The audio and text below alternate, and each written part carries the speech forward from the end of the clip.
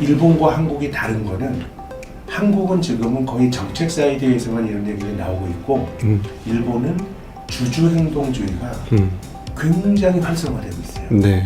금융시장에서 이런 파격이 나타날 수 있었던 건 아주 역설적으로 네. 일본이 철저하게 망가졌기 때문에 뭐 미국이나 일본이나 오히려 일본 주식이 조금 더 비싸진 것 같아요. 이제는 예, 네, 네. 발을 들여놓는 건 필요할 것 같아요. 네. 그런데 그 나라의 대표 ETF를 적립식으로 네. 투자하기 좋은 시기는 없어요. 네, 네. 투자는 내가 늘 위험을 감수해야 되는 거고 네. 그런 거라 그러면 적립식 투자 이런 것들은 음. 한번 이제 발을 들이면서 네. 공부를 하고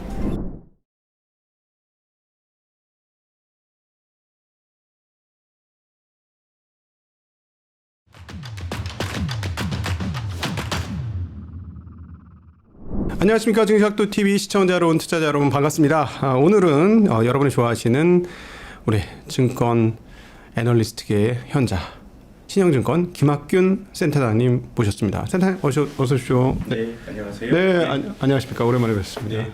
새해 복 많이 받으시고요. 예, 새해 복 많이 받으십시오. 네. 오늘 오시는 날에 맞춰서 주식시장이 우리 김학균 센터장님이 오신다고 신기한 반응을 하고 있어요. 그러니까 이제 설날 직전인데 신기하게도 전통 주식이라고 표현될 수 있는 아주 오래된, 그래서 장부 가치가 차고 넘치고 성장성은 별로 보이지 않는 그런 기업들. 그러니까 대표적으로 뭐 SK라든가 한화라든가 LG라든가 하는 지주회사들과 그다음 일부 금융회사들, 그다음 주주환원이 좀 잘 되고 있는 회사들이 주가가 시장에서 가장 높게 상승하고 있습니다. 네, 네, 네. 네, 해안을 좀 주셨으면 좋겠습니다. 싼 주식들이 올라가는 거니까. 네. 뭐 그동안 또 이런 주식들이 수년 동안 아주 처참하게 소외가 됐기 때문에 네, 지금 정도 주가가 올라간다 그래서 뭐 이상한 일은 아닌 것 같습니다. 네, 다만 이제 그럼 이 주식들이 과거에 왜 쌌는지. 네, 뭐 어떻게 보면 장부 가치 대비 저평가됐다라고 하는 건 모두가 알고 있는 사실인데 모르는 이유는 뭔지, 네, 또 어떤 요인들이 좀 이제 개선이 돼야 이것이 큰 추세가 될 수 있을지 이런 말씀을 드리고 싶은데요.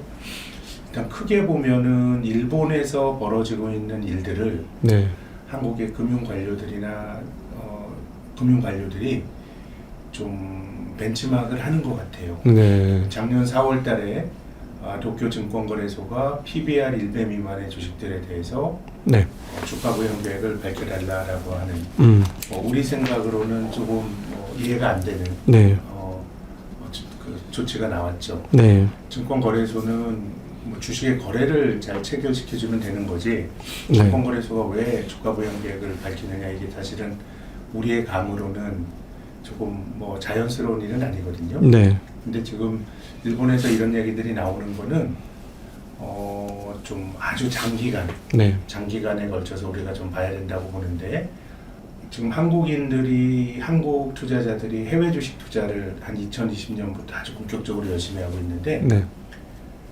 중국은 계속해서 이제 돈이 빠져나오고 있고요. 거의 뭐 이제 미국에 몰입을 하다가 네. 작년에 미국 주식에 대해서 한국 개인 투자가들이 순매도를 했습니다. 주가 계속 빠지면서 10월까지 빠졌죠.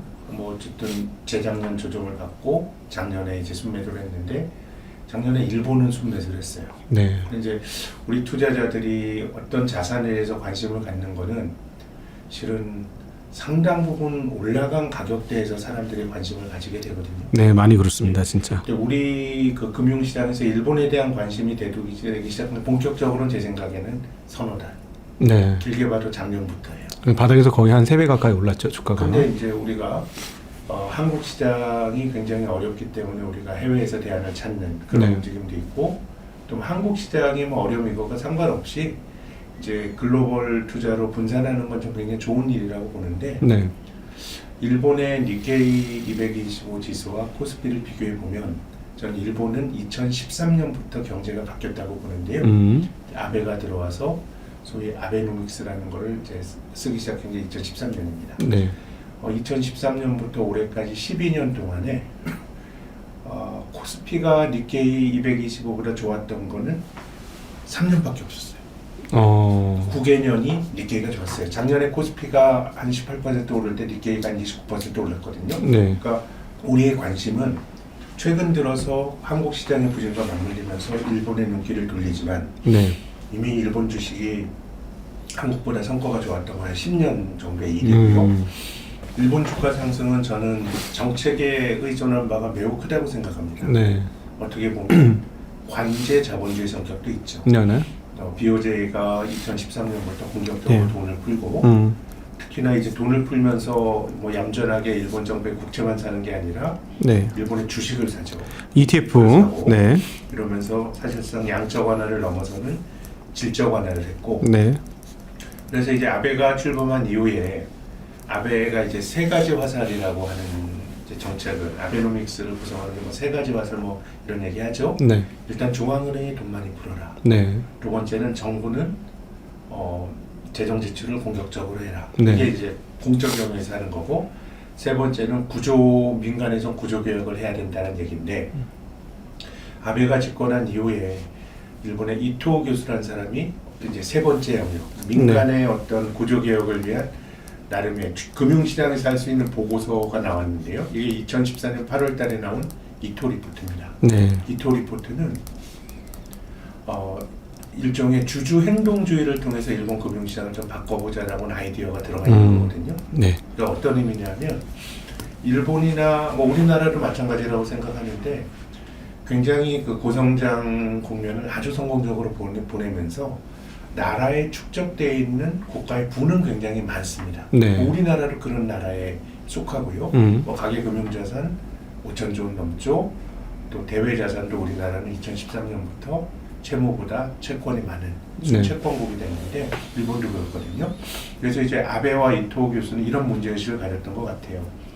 지금 성장은 못하고 참 앞으로 미래는 암담한데 국가에 쌓여있는 부는 많다. 네. 그 부가 노인들이 많이 가지고 있고요. 세대별로 보면 또 기업이 많이 가지고 있는데 네. 이토 리포트는 기업이 가지고 있는 부를 한번 국민들에게 한번 돌려보고자 하는 하나의 어떤 아이디어였다고 생각합니다. 네. 근데 이제 기업들이 부를 많이 가지고 있는데 기업의 부가 많이 쌓여 있는데 전 세계에서 뭐 지금 PBR이 제일 낮은 나라가 한국이고요. 네. 이제 일본 니케이 혹은 도쿄 증권거래소의 PBR이 한 3, 4년 전까지 1 조금 넘다가 지금 2까지 높아져서 일본이 한국 다음으로 낮지는 않을 것 같은데 네. 몇 년 전만 해도 일본 시장의 PBR이 낮은 축에 속했어요. 그렇죠. 한국이 제일 낮고 네. 그럼 PBR이 낮다는 의미는 뭘까요? PBR이라고 하는 것은 기업이 가지고 있는 자기 자본 그렇죠. 대비 시가총액이 낮은 겁니다. 그렇죠.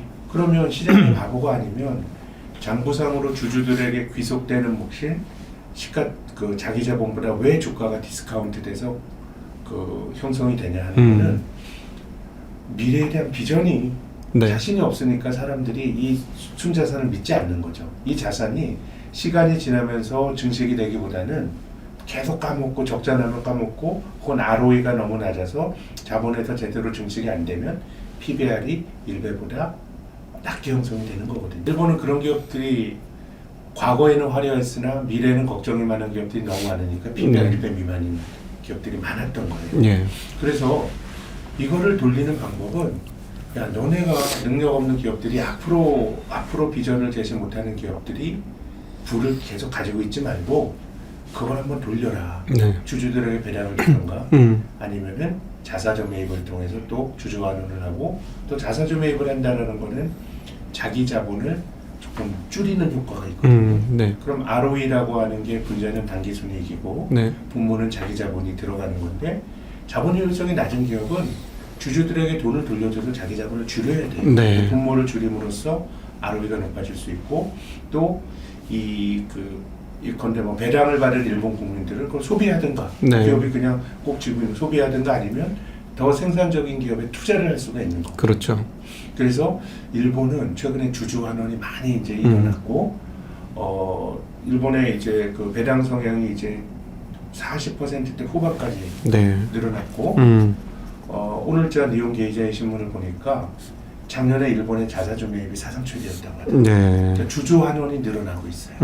그러니까 기업들이 가지고 있는 부를 돌리고자 하는 일련의 실험이 10년 전부터 해서 지금 나타나고 있는 것 같아요. 그래서 우리나라에서도 기업 밸류 프로그램인가요? 이 PBR이 낮은 기업들을 좀 리레이팅 시키기 위한 여러 가지 정책적인 자극이 이번에 나온다고 하는데 제 생각에는 이제 일본에는 있고 한국에는 없는 한 가지가 있어요. 어떤 게 있을까요? 예를 들어서 도쿄증권거래소가 PBR 1배 미만의 기업에게 주가 부양 계획을 밝히라고 했는데 작년 4월에 그랬거든요. 근데 올해 1월 5일자에 뭐 몇 개 기업들은 우리가 밝히라고 했는데 특별한 액션이 없어라고 하는 또 후속 조치가 나왔습니다. 기업이 계속 안 하면 어떻게 될까요?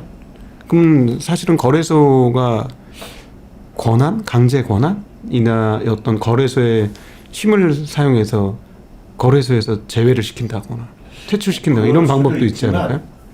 그렇게 되면은 피해는 누가 보나? 그 해당 주주들이죠. 주주들이 피해를 볼 수가 있거든요.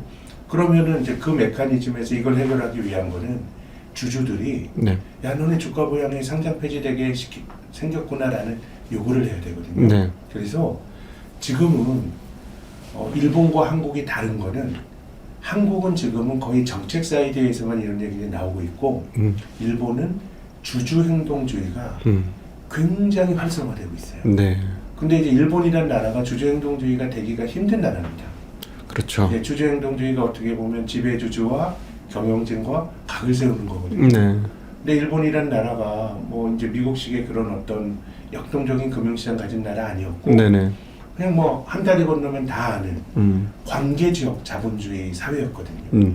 근데 여기서 누가 어떻게 그 경영진의 그 어떤 낯서는 그런 주주 행동주의를 하겠어요. 그래서 아베 전 총리가 2년 전에 이제 죽었지만 이 사람이 이제 살아있을 때 부총리에 있을 때 해외 주주행동주의 펀드들에게 일본에 좀 오세요라고 하는 이런 국가적 프로모션을 했습니다. 국가적 프로모션을 했고요.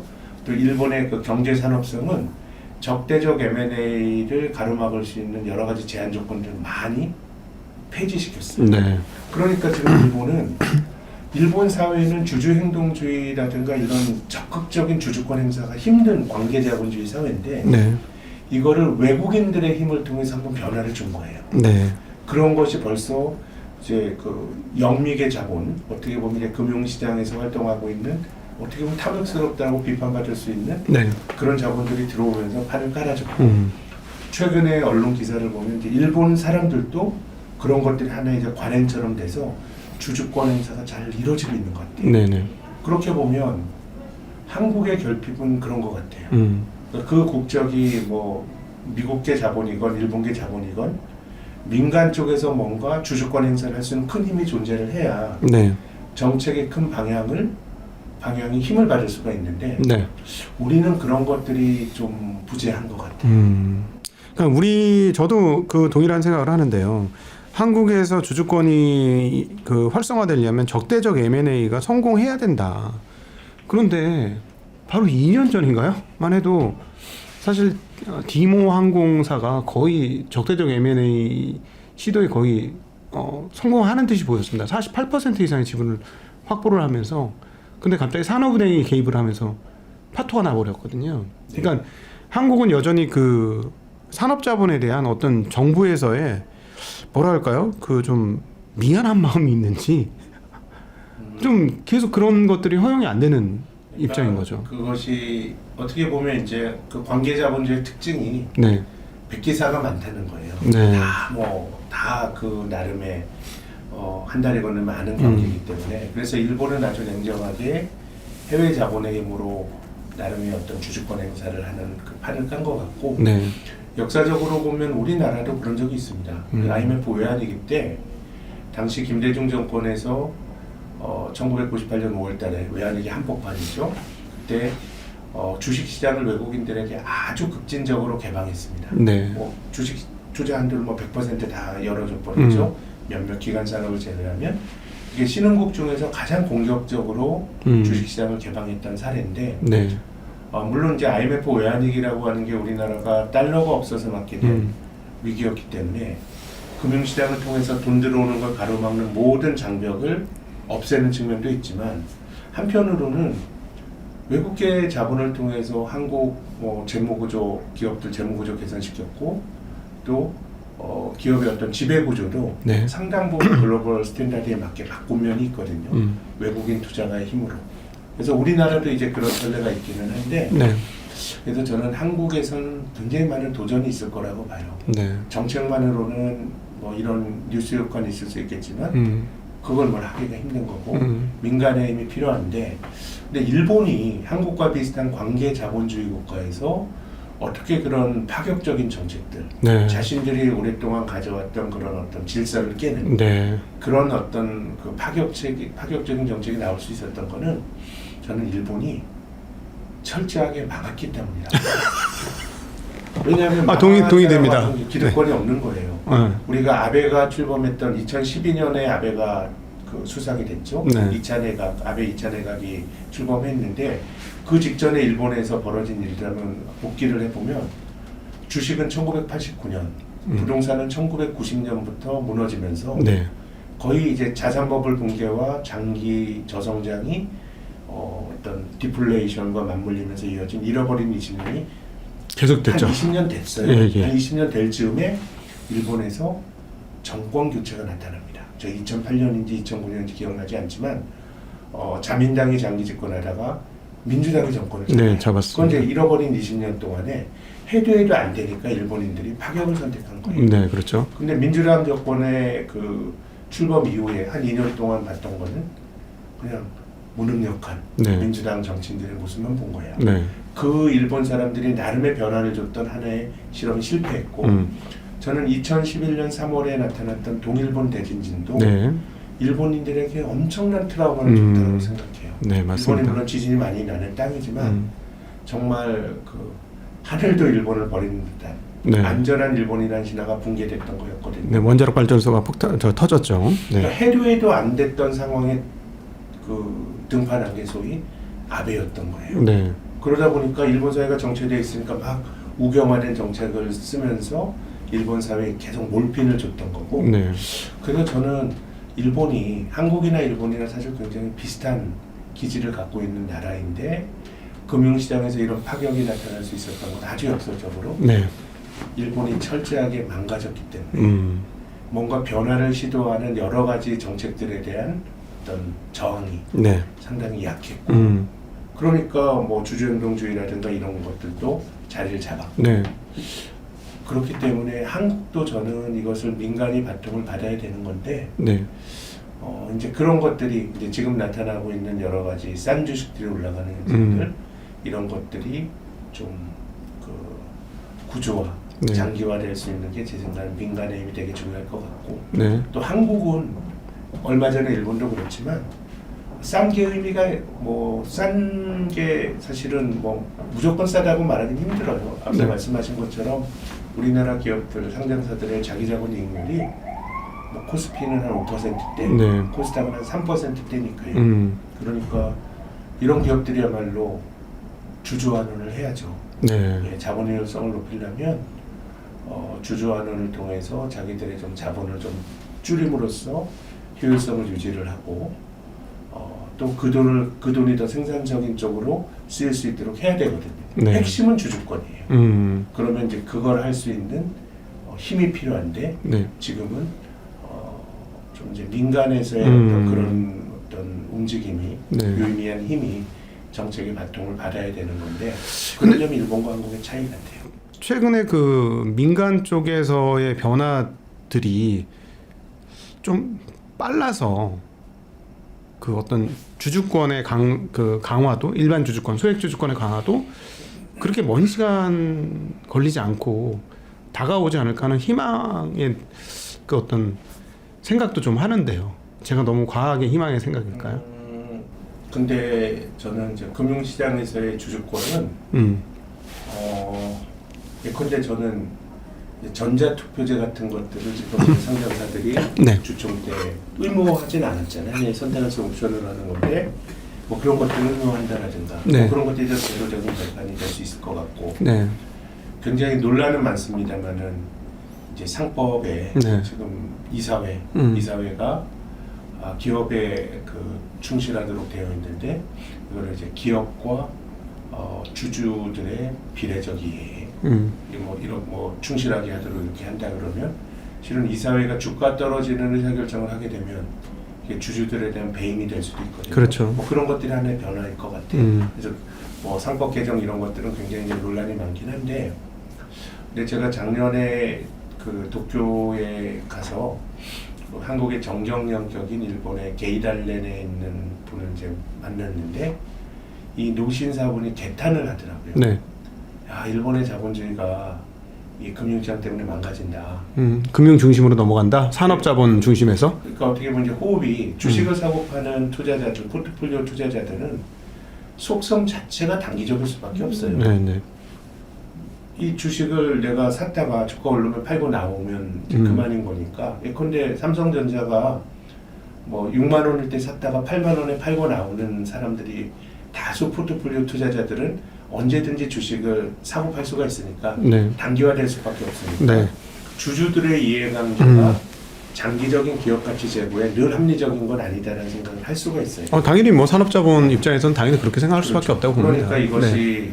그런 식의 단기주의가 일본 기업들의 장기 경영이나 이런 것들을 많이 흔든다는 거예요. 여기서 이제 조금 저는 생각을 좀 바꿔봐야 할 부분이 이제 온 것 같은데, 대표적으로 일례가 사모펀드에 대한 우리가 시각을 좀 바꿔야 되지 않을까 하는 생각이 들어요. 제가 이제 아주 저 가까운 회사가 사모펀드에다 건물 하나 팔았어요. 그런데 참 놀랍게도 어떤 일이 벌어졌느냐, 물이 조금씩밖에 안 나오는 거예요. 물도 아끼는 거예요.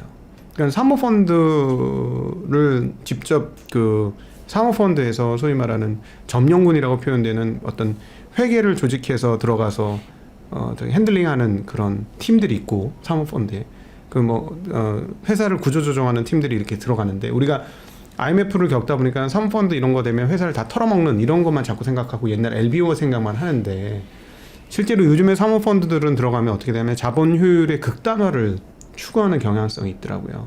그러니까 허투루 돈 쓰는 거를 다 잘라버리는 거죠. 예를 들자면 사모펀드가 어떤 회사 법인을 장악하게 됐을 때 그 법인의 대표가 기존의 오너였으면 법인 차를 가지고 사업도 하지만 아마 주말에 놀러를 다닐 수도 있을 것 같아요. 예.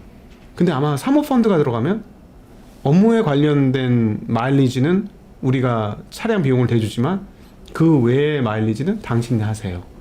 이렇게 될 수도 있을 것 같거든요. 네. 실제로 제가 그런 얘기를 들었고. 네. 그러면 사실 한국은 산업자본이 그동안 여기까지 이끌어준 건 맞지만 이제 가지고 있는 돈 갖고 제 기능을 못하는 거잖아요. ROE가 떨어진다는 거는 갖고 있는 돈 갖고 돈값을 못하는 거잖아요. 다른 사람한테 맡기면 15% 수익 나는데 얘한테 맡기면 5%밖에 수익이 안 나.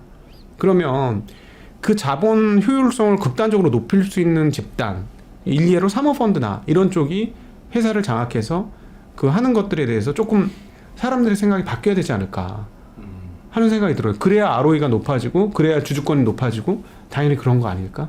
주주라는 건 사실은 아까 모두에도 말씀드렸습니다만 내 돈을 너가 나보다 더 잘할 것 같으니까 맡긴 건데 보니까 나보다도 수익률이 더 나죠. 그러면 사실은 철회해야 되는 거잖아요. 투자를 어떤 측면에서 보면. 그래서 어떻게 생각하시는지 궁금합니다. 글쎄요, 뭐 사모펀드가 일단 들어가게 되면 기존 직원들은 다 긴장한다는 거 아니에요? 네. 80년대부터 미국이 어쨌든 뭐 사모펀드 80년대 미국의 경영 혁신이라는 게 뭐 M&A, 또 리스트럭처링, 구조조정, 또 다운사이즈 그냥 줄여가지고 군사를 빼는 거니까. 네. 실은 뭐 사모펀드에게 팔린다라고 하는 거는 기업이 문제가 있는 경우인 경우들이 많고 네. 그 문제를 해결함으로써 밸류업을 시키는 게 사모펀드의 이제 비즈니스 모델이니까 네. 거기에 대해서 어느 정도 이제 군사를 빼고 뭐 이런 것들은 저는 뭐 나름 자본 효율성을 위해서 맞는 것 같고 네. 다만 이제 그 앞서서 이제 일본의 게이달렌에 있는 사람의 이제 문제의식은 네. 그러면 자본 효율성을 높이는 게 맞는 거냐 네. 아니면 일본식으로 뭐 고용을 뭐 온정적인 어떤 고용 구조를 가지면서 네. 기업이 일종의 그 사회 보장처럼 하는 게 이건 선택의 문제예요. 네네. 근데 이제 제 생각에는 일본이나 한국처럼 자본율성이 떨어진 나라는 네.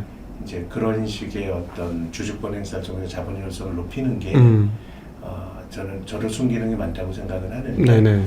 이제 그런 과정들 속에서 이제 코스트라고 하는 게 경제가 굉장히 단기적으로 돌아가게 되고 그럴 수 있죠. 뭐 사모펀드도 이것이 고잉 컨선으로 그 기업을 계속 가져간다라기보다는 네. 기업 가치를 높여서 파는 게 목적이죠. 엑시트하는 게 네. 그들의 목적인데 그들도 기본적으로 아주 장기주의는 아닌 거예요. 예. 그런 걸 낮추게 되고 이제 그런 어떤 코스트를 치러야 되는 거고 그래서 저는 뭐 세상에 우리가 어떤 선택을 할 때 다 좋은 선택은 없어요. 네. 어떤 선택을 했을 때 거기 따른 기회비용이 따라오는 건데 네.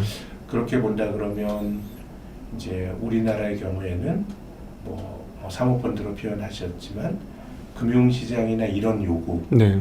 이런 요구로부터 이런 요구가 가질 수 있는 자본 효율성의 개선이 가지는 순기능이 더 많다라고 저는 뭐 생각합니다. 근데 이제 딜레마가 사모펀드 말씀하셨는데 결국은 주주권 행사는 기관 투자가들이 네. 소액 투자자들의 그 힘을 모아서 하는 거예요. 네. 그렇죠.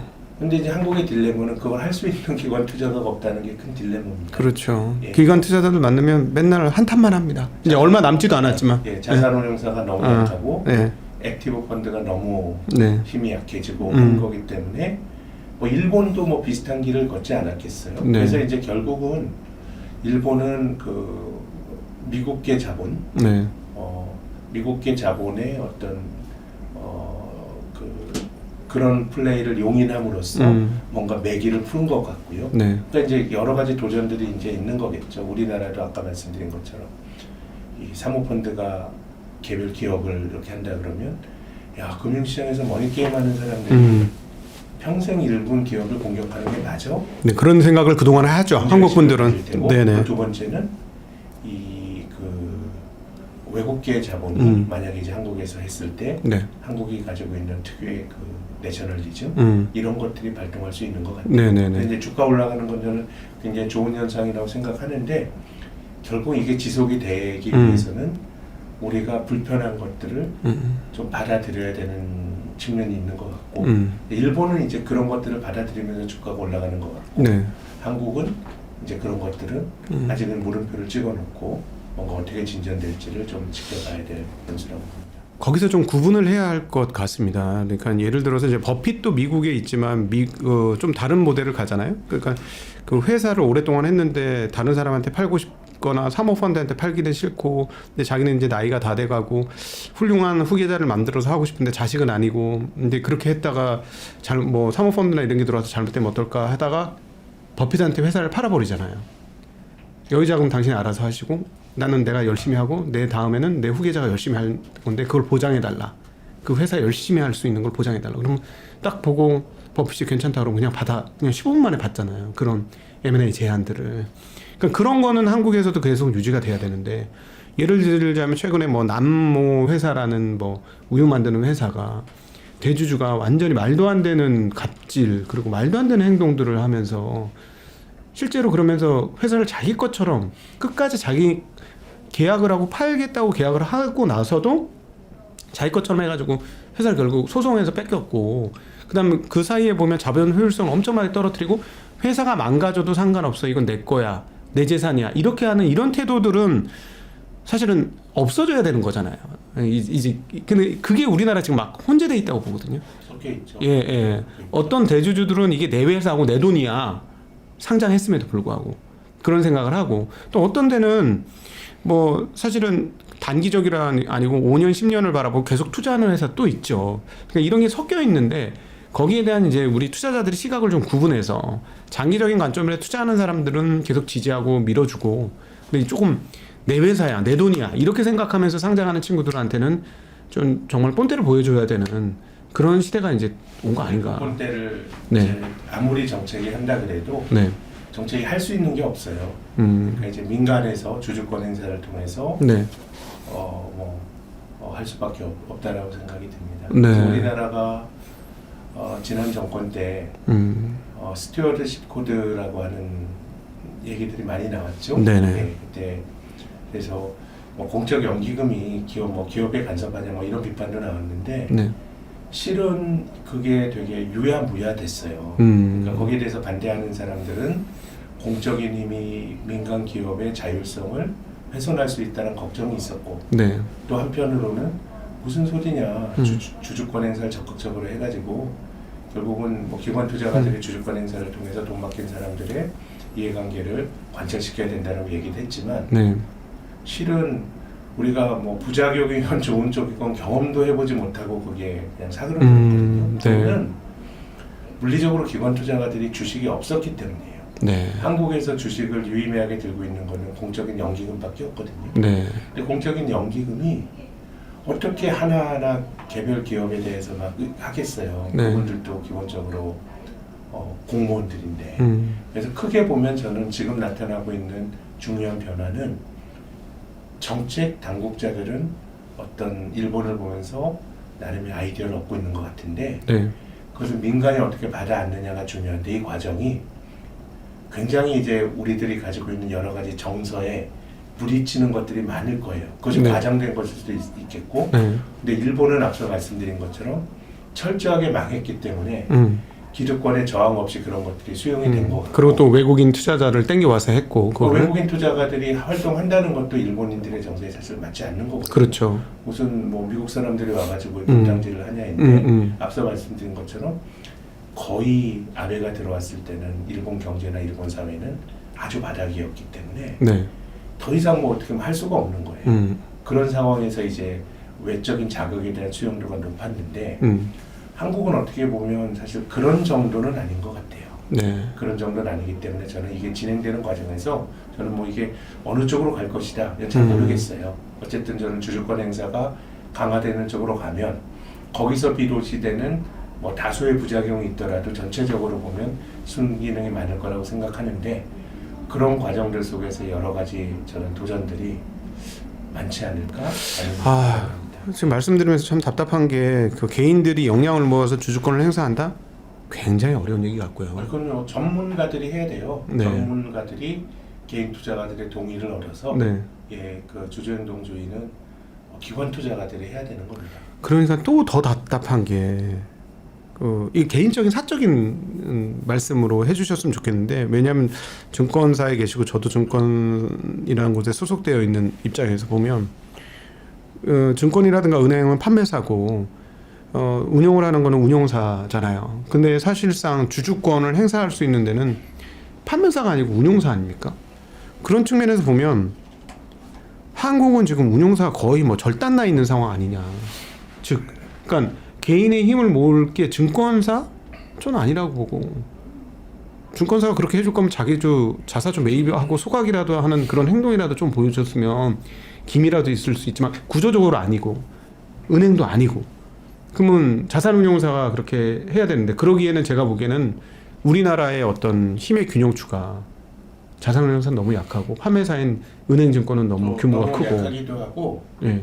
또 패시브만 이렇게 커지고 있는 게 ETF. 패시브는 아무 의미도 없는 거잖아요. 사실 주주권에는 뭐 실은 주주권 행사나 이런 데 관심이 없기 때문에 보수도 싼 거거든요. 네네. 개별 그 주총마다 안건에 대해서 의사결정을 내리는 게 다 비용이고 네. 그러니까 액티브 펀드는 그렇기 때문에 수수료를 더 많이 받는 건데 네. 한국은 지금 액티브 펀드의 전체 시가총액 대비 점유율이 아마 3% 밑으로 떨어졌다라는 걸 제가 뭐 몇 해 전에 봤는데 네. 좀 더 떨어졌을 것 같거든요. 네. 그러니까 주식을 그 패시브로 투자하는 사람이 아니고 하나하나 개별 주식의 가치를 보고 투자하는 사람들 이런 사람들의 힘이 좀 전문적 투자가의 힘이 너무 약하다는 게 딜레마고요. 워렌 버핏 말씀하셨는데 버핏도 초기에 투자할 때 주주 행동주의자였어요. 주주 행동주의자였죠. 그 사회 같은 데 가가지고 그의 스승 벤자민 그레이엄도 주주 행동주의자였고 무슨 네. 사회 같은 데서 뭐 벤자민 그레이엄의 사례 같네요. 말도 안 되게 배당도 안 하고 이런 회사가 이 사회 갔더니 코바산 시가를 가지고 막 이사들이 사치스럽게 하는 걸 뭐 개탄하고 이게 이제 벤자민 그레이엄 자서전에 나오는데요. 그래서 어느 정도 저는 주주권 행사 주가가 제대로 좀 리레이팅이 되려 그러면 주주권 행사가 중요하고 이런 것들이 단지 주식시장의 변화뿐만이 아니라 어떤 소유 혹은 상장된 기업의 어떤 공적인 책무 네. 이런 것들에 대한 좀 컨센서스가 마련이 돼야 되는 건데 한국은 좀 뭐 그런 점에서는 뭐 판단을 요구하고 싶습니다. 최근 몇 년간의 흐름을 보면 굉장히 큰 변화 아니겠습니까? 왜냐하면 거버넌스라는 단어를 사람들이 이해한다는 것 자체가 저는 굉장히 천지개벽했다는 느낌 많이 들거든요. 저도 옛날에 어렸을 때 거버넌스? 그게 뭔데? 이랬던 기억이 나는데 요즘 사람들이 거버넌스? 기업 지배구조? 이런 얘기를 하면 맞아 그거 잘못됐어 이렇게 응답하는 사람들이 굉장히 많은 것 같습니다. 이게 이제 유튜브의 어떤 양해 효과가 아닌가 하는 그런 이런 어떤 마이크로 미디어의 양해 효과 아닌가 그런 생각이 많이 드는데요. 네, 뭐 주식은 그게 절대적으로 중요해요. 우리가 흔히 성장하는 나라에 돈을 투자하면 네. 뭐 돈을 벌 수 있다 이런 이제 기대가 있죠. 성장이라고 하는 거는 투자에게 굉장히 매혹적인 개념인데 네. 우리나라가 지금보다 훨씬 더 경제가 역동적이었던 8, 90년대 주식시장은 뭐 이제 왔다 갔다 부침은 있었지만 좋았던 게 85년, 88년까지 3조 원 때 말고는 맞아요. 뭐 왔다 갔다 하다 말았어요. 맞아요. 그럼 중국, 우리가 2006년, 7년도에 아주 눈칫돈이 중국으로 갔죠. 이제 중국이 크니까 내 돈을 성장하는 나라에 묻어서 돈을 불려보자라는 건데 실제로 뭐 2007년 중국 투자붐이 이제 한 15년, 16년 지났지만 그때 투자자들이 가졌던 판단이 틀리지 않았어요. 뭐 중국 경제가 어렵다 그래도 미국과 비교하면 성장을 더 했죠. 그렇죠.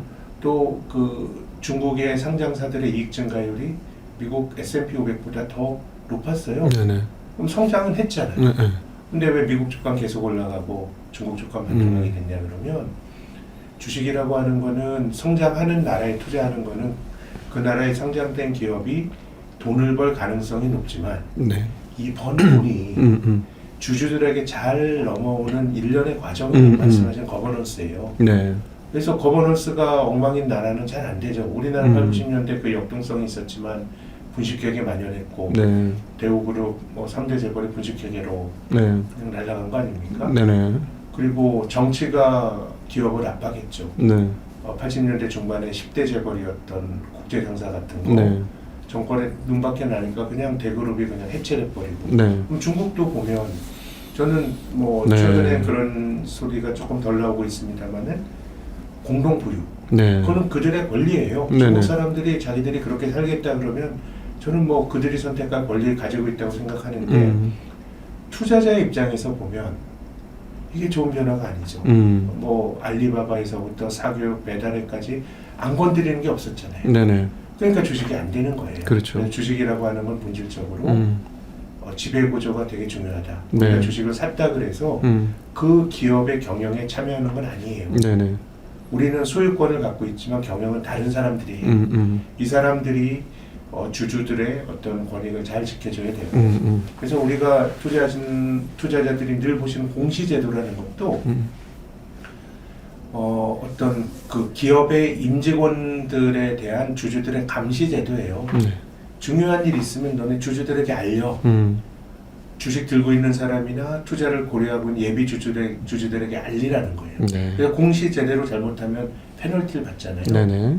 그렇기 때문에 이런 일련의 과정들이 결국은 지배구조와 관련돼 있는 것 같고 그래서 우리가 일본에 대해서 좀 진지하게 네. 여러 가지 구조도 비슷했고 좀 스터디할 필요가 있다고 생각합니다. 그 네네. 변화를 일본은 주가만 놓고 보면 어쨌든 그 효과를 보는 것 같고 네. 또 일본 사회에서 주식은 올라가지만 우리가 좀 잃어버린 것도 있다라는 주장도 있는 것 같아요. 네.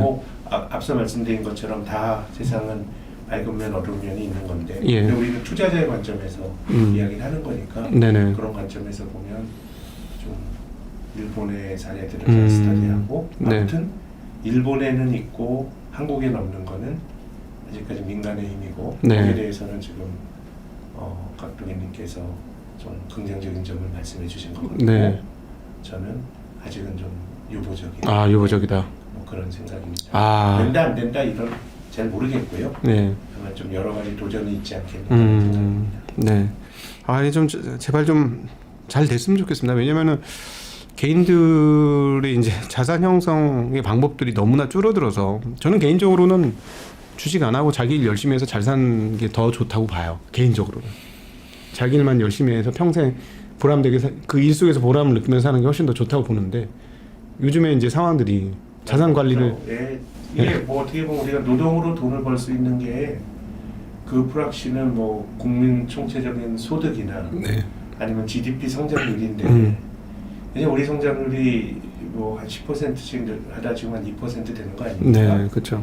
근데 이제 뭐 성장률을 조금이라도 더 끌어올리려고 막 이제 정부가 재정도 쓰고 해서 성장률을 뭐 0.1% 2% 끌어올린다 치면 우리 이게 GDP 규모가 한 2,200조 정도 되니까요.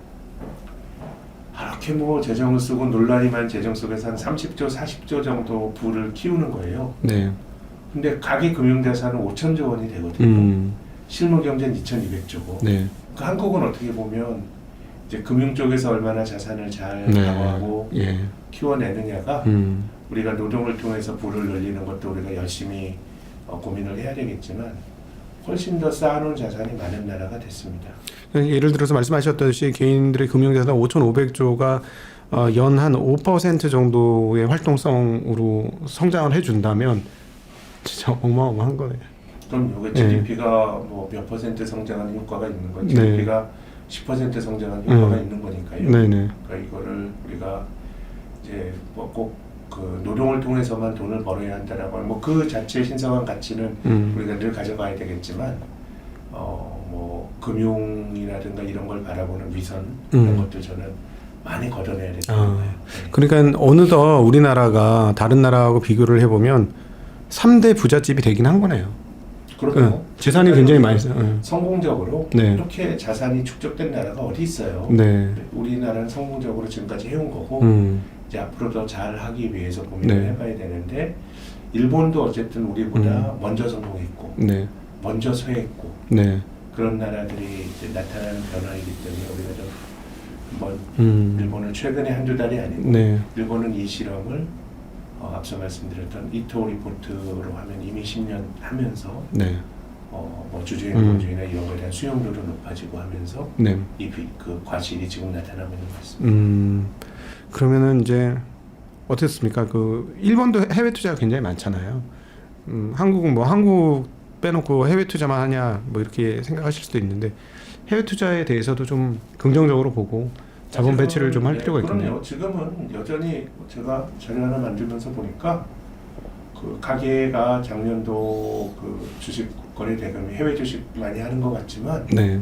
한국 코스피 코스닥 전체 거래 대금의 5%대 아직 20분의 1이에요. 네. 그러니까 조금은 뭐 투자가 좋은 게 또 한국의 성장이 둔화가 되면 또 다른 쪽에서 기회를 볼 수 있는 거기 때문에 예. 저는 조금 더 다변화시켜야 된다고 봅니다. 근데 이제 항상 우리가 아까도 모두에도 말씀을 하셨습니다만 가격이 오른 다음에 해외 시장으로 넘어가는 경향이 있다 보니까 그러다가 물리면 항상 크게 물리고 그래서 걱정이 많은데 뭐 최근에 이제 주식 산 것도 보면 아주 높다가 많이 떨어진 주식들은 많이 사더라고요. 근데 그게 이제 앞으로 어떻게 될지 모르는 건데 어떻습니까? 미국은 앞으로 뭐 장기적으로 좋을 것 같긴 합니다만은 단기적으로는 역사적 고점을 찍었어요. 밸류에이션 부담은 좀 없습니까? 뭐 미국이나 일본이나 오히려 일본 주식이 조금 더 비싸진 것 같아요. 이제는 예, 네. 아베노믹스 이후로 주식이 좋았다고 말씀드렸는데 니케이 225 기준으로 이제 PER이 26배, 한 25배 정도가 상단이었고요. 예. 지금 이거는 투자는 전 아주 장기적으로 뭐 해야 되는 건데 이걸 뭐 해외로 자산을 다변화시켜야 된다고 해서 지금 꼭 뭐 어떤 포지션을 잡거나 이런 건 아닌 것 같고 근데 어쨌든 발을 들여놓는 건 필요할 것 같아요. 예컨대 뭐 그 나라의 대표 ETF를 적립식으로 내 가진 돈이 내 가진 돈을 한 뭐 20-30번에 나눠서 산다 이런 것들이 투자에 이제 관심을 기울이는 거니까 투자하기 좋은 시기는 없어요. 투자는 내가 늘 위험을 감수해야 되는 거고 그런 거나 그러면 적립식 투자 이런 것들은 한번 이제 발을 들이면서 내가 공부를 하고 그 자산에 대한 이해도를 높이고 한다 그러면 저는 뭐 나누어서 한다 그러면 투자하기 또 좋은 시기도 없지만 투자 못할 시기도 없다고 생각합니다. 네, 예. 자, 혹시나 우리 이제 이렇게 이제 1번을 통해서 과연 우리 자본시장이 어떻게 돼야 할 것인가에 대한 이야기를 오늘 많이 나눠보았고, 각도의 성토도 중간에 많이 들으셨습니다. 끝으로 우리 그 시청자분들한테 해주시고 싶으신 이야기 있으시다면요? 이제 저는 이게 자기 강화적으로 세상이라고 하는 게 내가 바뀌면서 또 주가도 올라가고 이런 자기 강화적인 메커니즘이 작동할 수 있다고 생각합니다. 이 주식이라고 하는 건 그냥 종이 쪼가리가 아니라고 생각해요. 네. 뭐 샀다 팔았다는 종이 쪼가리라고 생각하면 저는 그런 투자는 장기적으로 좀 좋은 성과를 보기 어려울 것 같고 이게 네. 하나의 소유권 증서고 네. 거기에 대해서 우리가 진지하게 생각을 한다 그러면 뭐 이런 것들이 코리아 디스카운트를 완화시킬 수 있는 또 계기가 될 수 있을 거라고 기대하고 있습니다. 네. 우리 기대하시는 것처럼 저희 나라가 좀 변화되면 좋겠습니다. 근데 우리 김학균 센터장님은 정말 그런 측면에서 보면 사회적으로 훨씬 더 이게 인정받으셔야 되는 분인데 오히려 시장이 좀 어두워서 제가 보기엔 다 인정을 못 받고 계신 분이 아닐까 하는 그런 생각도 많이 듭니다. 자, 우리 이렇게 저희 증시각도의 TV에 나오셔서 항상 이렇게 해안 있는 말씀해 주셔서 너무 감사하고 아마 오늘 많은 분들이 한국 자본시장이 어떻게 돼야 될지 그리고 그 주주 가치가 어떻게 돼야 될지 그리고 일본도 저렇게 하는데 우리는 어떻게 해야 될지 하는 그런 생각을 많이 하셨을 것 같습니다. 오늘 귀한 자리 마련해 주신 우리 김학균 신영증권 리서치 센터장님께 감사드리고 함께해 주신 모든 분들께도 감사 인사드리겠습니다. 인사 올리겠습니다. 감사합니다. 감사합니다.